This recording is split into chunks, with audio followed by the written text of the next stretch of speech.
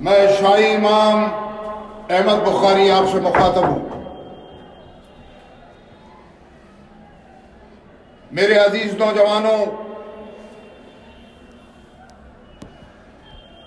گزشتہ 48 گھنٹے سے دہلی کے جو حالات ہیں وہ نہایت تشویشناک ہیں، اور ان حالات سے آپ پوری طرح سے باخبر ہیں۔ ہمیں ہر حالت میں دہلی کے امن کو نہیں بلکہ ہندوستان میں امن و امان کو قائم رکھنا ہے، اور اس میں مجھے آپ کی، نوجوانوں کی اور بہنوں کے تعاون کی ضرورت ہے۔ میں آج سے نہیں بلکہ کل سے برابر افسران کے رابطے میں ہوں۔ آج بھی صبح سے ہی جو میں کر سکتا ہوں وہ میں نے کیا اور کرتا رہوں گا۔ ہمیں اپنے شہر کو، اپنے علاقے کو ہر طرح سے محفوظ رکھنا ہے۔ ہماری کوشش ہونی چاہیے کہ ہم ایک دوسرے کو تعاون دیں۔ جہاں تک نعروں کا سوال ہے، نعرے لگنے چاہیے، لیکن یہ موقع، موجودہ حالات، جلتی ہوئی دہلی، ہمیں اس پر غور کرنے کی ضرورت ہے کہ کیا ان نعروں سے کہیں ہمیں ہی خود کو نقصان نہ ہو جائے۔ لوگ کاروبار سے پریشان ہیں، اپنے بچوں کو، اپنے گھر والوں کو محفوظ رکھنے کے لیے لوگ آج مختلف علاقوں میں اپنے گھروں سے نہیں نکلے۔ ہمیں ان کی طرف بھی توجہ دینی اور حکومت کی توجہ دلانی ہے کہ یہ جو کچھ آج مختلف علاقوں میں ہو رہا ہے، حکومت کی ذمہ داری ہے کہ وہ اس پر قابو پائے۔ جن لوگوں کی وجہ سے دہلی کے امن و امان کو خطرہ لاحق ہو گیا، جہاں آبادیوں کو اجاڑا جا رہا ہے، جلایا جا رہا ہے، گولیاں چل رہی ہیں، حکومت کی ذمہ داری ہے کہ جو قصوروار ہیں ان پر کارروائی ہو، قانون اپنا کام کرے، لیکن جس طرح سے آنکھوں کو بند رکھا جا رہا ہے، دہلی میں امن و امان کس طرح سے قائم ہوگا، اس پر حکومت کو غور کرنے کی ضرورت ہے۔ میں آپ سے کہوں گا، آپ سے درخواست کروں گا، اپنے نوجوانوں سے درخواست کروں گا کہ آپ نگاہ رکھیے شہر کے حالات پر، اور کوشش کیجئے کہ اس وقت ہماری پوری توجہ یہ ہونی چاہیے کہ امن و امان قائم ہو، اور کہیں کسی کے ساتھ ظلم، ذاتی اور ناانصافی ہو تو ہم آپس میں مشورہ کر کے اس کو سنبھالنے کی کوشش کریں۔ ابھی میں نعروں کی آوازیں سن رہا تھا، میں سمجھتا ہوں یہ مناسب نہیں ہے۔ ہمیں اپنے آپ کو، اپنے جذبات کو قابو میں رکھنا ہے، اسی میں ہماری بہتری۔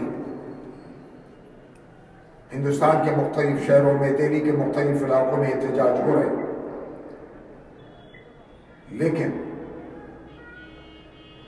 جذبات کو قابو رکھنا بھی ضروری ہے۔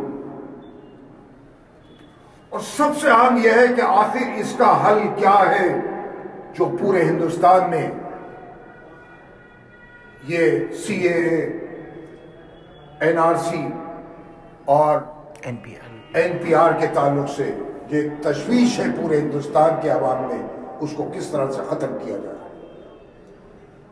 میں اپنے گزشتہ 3 تقریروں میں یہ بات کہتا رہا ہوں کہ ہمیں بات چیت سے اس کا حل نکالنا چاہیے۔ اب بات چیت کس کے ساتھ ہو، یہ ایک مسئلہ ہے جس پر سب تشویش میں مبتلا ہیں کہ بات چیت کس کے ساتھ ہو اور کیسے۔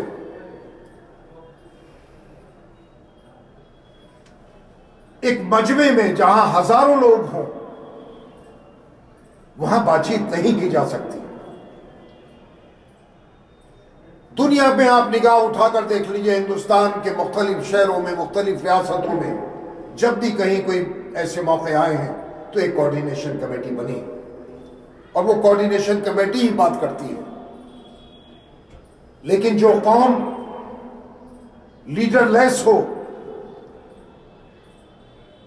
اور کوئی ذمہ دار نہ ہو تو ایسے حل کیسے نکلے گا؟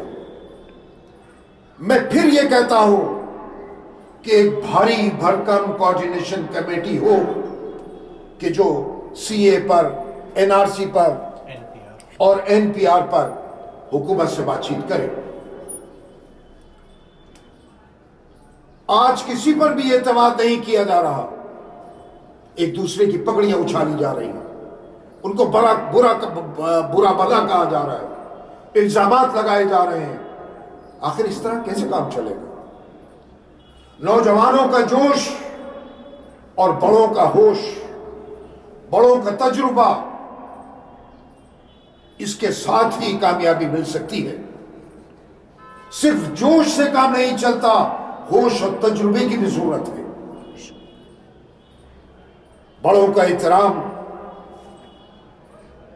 بڑوں کی دعائیں، بڑوں کی سرپرستی، بڑوں کے تجربے سے میں سمجھتا ہوں کہ ہم کچھ نہ کچھ کامیابی حاصل کر سکتے ہیں۔ ہم لاکھوں کی تعداد میں یہ کہیں کہ ہم 1 لاکھ، 1.5 لاکھ، 2 لاکھ، 2.5 لاکھ ہوم منسٹر سے ملنے کے لیے جائیں گے اور اسٹیج پر بات ہوگی۔